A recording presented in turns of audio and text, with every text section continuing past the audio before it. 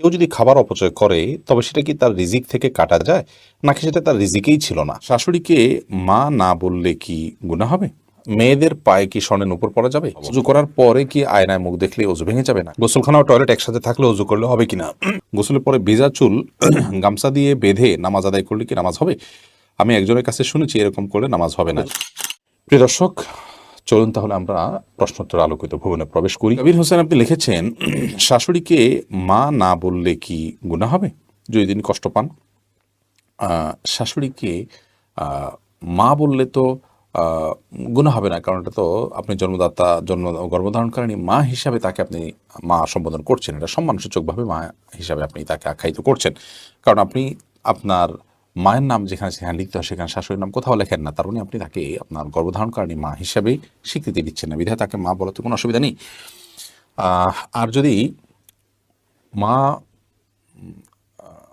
বললে তিনি কষ্ট পান, তাহলে সেক্ষেত্রে এরকম তো হওয়ার কথা নয়। যদি এরকম হয় তাহলে সেক্ষেত্রে আপনি বলবেন না। আপনি লিখেছেন প্রশ্নে, শাশুড়িকে মা না বললে কি গুনাহ হবে? না বললে তো কোনো গুনাহ হবে না। আপনি প্রশ্ন করার কথা যে মা বললে কি গুনাহ হবে কিনা, না বললে তো গুনার কিছু না। আপনি শাশুড়িকে আন্টি বলেন বা অন্য কিছু বলেন, তাতে কোনো অসুবিধা নেই। মাই হামাদ আপনি লিখেছেন, গর্ভকালীন কোন আমল করলে নর্মাল ডেলিভারি হবে?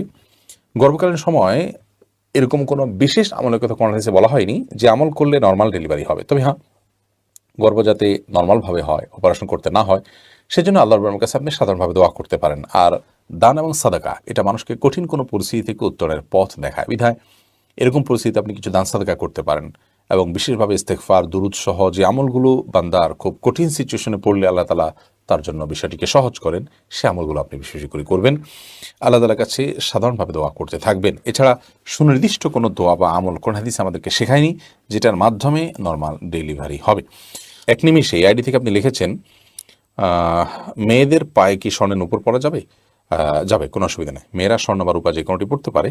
তো সেক্ষেত্রে স্বর্ণের উপর পড়বেন না রূপার উপর পড়বেন সেটা আপনার বিষয়। স্বর্ণ এবং রূপা এটা শরীরের কোনো অঙ্গ প্রত্যঙ্গে পড়তে নিষেধ, এমন কোনো কথা নেই। বিধায় মেয়েরা মাথায়, হাতে, কানে যেরকম স্বর্ণ পড়তে পারেন, ঠিক একভাবে পায়ে নূপুর হিসাবে স্বর্ণ ব্যবহার করতে পারেন, কোনো অসুবিধা নেই। সৈয়দ আবু হায়দার আপনি লিখেছেন, চেইনওয়ালা ঘড়ি পরে নামাজ পড়া কি নাজায়েজ? জানালে উপকৃত হব। না, চেইনওয়ালা ঘড়ি পরে নামাজ পড়লে যেটা নাজায়েজ হবে এমন কোনো কথা নেই। কাজল আইডি থেকে আপনি লিখেছেন, অজু করার পরে কি আয়নায় মুখ দেখলে অজু ভেঙে যাবে? না, কোনো অসুবিধা নেই, অজু ভাঙবে না। এরপর জেসমিন আক্তার আপনি লিখেছেন, বাসায় গোসলখানা ও টয়লেট একসাথে থাকলে অজু করলে হবে কিনা?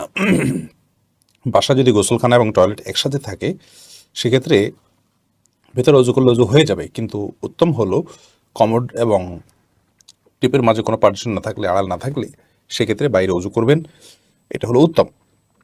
কিন্তু যদি ভিতরে অজু করেন তাতে অজু হয়ে যাবে, কোনো অসুবিধা নেই ইনশাআল্লাহ। জারিফা জান্নাত আপনি লিখেছেন, গোসলের পরে ভেজা চুল গামছা দিয়ে বেঁধে নামাজ আদায় করলে কি নামাজ হবে?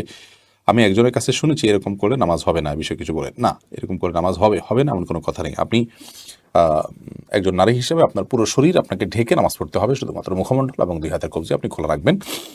এর বাইরে অন্য কোনো শর্ত নেই। আপনি গামছা দিয়ে ঢাকেন বা গামছা দিয়ে বেঁধে তার উপর দিয়ে অন্য একটা কাপড় দিয়ে ঢাকেন, কোনো অসুবিধা নেই। শরীফ শাহরি আপনি লিখেছেন, অজু ছাড়া কি জিকির করা যাবে? যাবে, জিকির করার জন্য অজু করা শর্ত নয়।